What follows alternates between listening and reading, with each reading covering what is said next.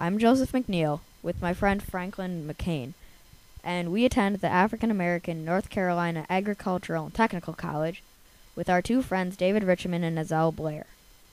On January 31st, 1960, the four of us walked into a bus terminal in Greensboro. The waitress said to us, "We don't serve Negroes here."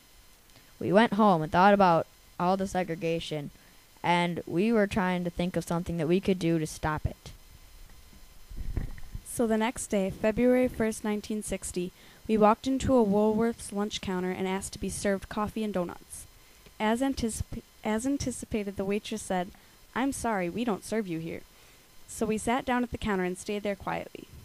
I wrote later, "At that point, there was a policeman who had walked in off the street, who was pacing the aisle behind us, where we were seated, with his club in his hand, just sort of knocking it in his hand, and just looking mean and red and a little bit upset and a little bit disgusted.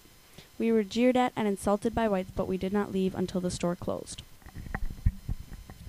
Word spread at the college that night, and the next day there were 27 students at the Greensboro lunch counter. The day after that, there were twice as many.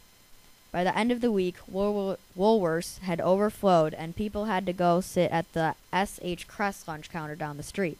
It was a miracle. The sit-ins were reported all over the country and led to many more across the South. More than 50,000 people were engaged in 70 different cities. Finally, in July of 1960, 9 Woolworth stores were integrated. At the college, we all rejoiced.